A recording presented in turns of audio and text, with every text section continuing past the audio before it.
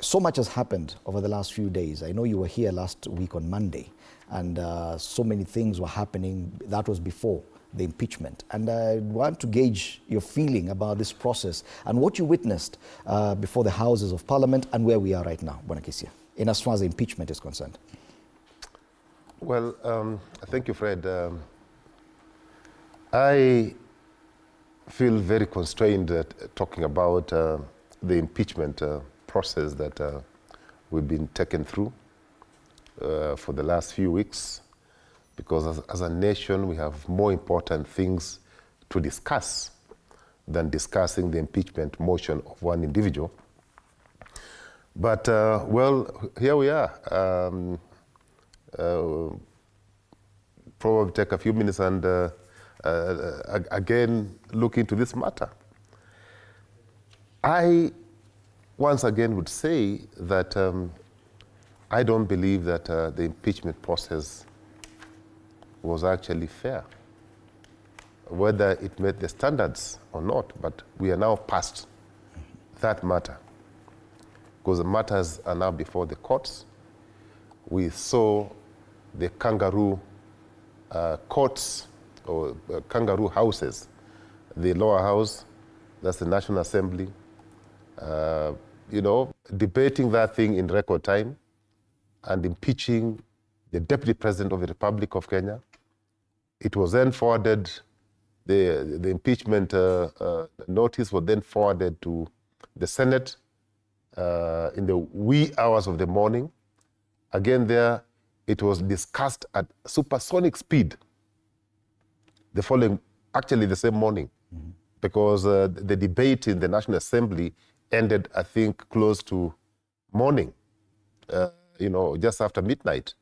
And I mean, the Speaker of the National Assembly was able to rush the documentation through to the Speaker, the other one received, and the same morning, the matters were presented before Senate. So that speed at which the matters were handled, you know, supersonic speed, is something that must go into our history. And most Kenyans are saying that they just wish and pray that the same speed and effort was applied to matters that are affecting them directly. Matters to do with the economy, matters to do with the health, matters to do with education, matters to do with jobs. Those are given, you know, are given a back seat. But here we are. So the matters are before our courts, and I'm hoping that the courts will behave in a better fashion, because every Kenyan under the Bill of Rights, Article 47, needs to be given a fair hearing. I'm sure the courts will be asking, was the process fair? Was it reasonable? Was it lawful? Was it procedural? Those are matters that are being prosecuted before a very able judicial system. I had said before, Fred, that Rigathi G should not have any hope in the National Assembly, because the National Assembly is just a voting machine. You've seen what they have done to Kenyans before. And if Rigathi G ever thought that he'll get justice in the National Assembly, he was being too naive, and had said that the National Assembly is akin to a hangman. So he was hanged in Parliament, he escaped the rope, he cut the rope, he went to the Senate, and I said it's a guillotine machine.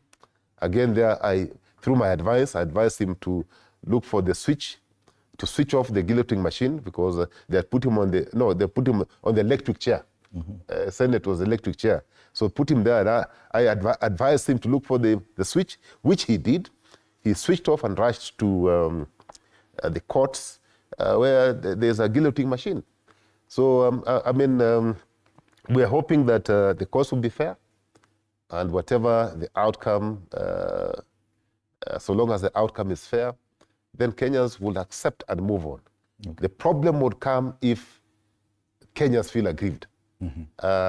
Let's not play any sort of monkey business at that level, because there's a very thin line very thin line between the Constitution and anarchy. There's a very thin line. Okay. And the country is boiling. We're getting to a point where if this process is not carefully navigated, I feel sorry. Okay. We're heading the wrong way. And if we could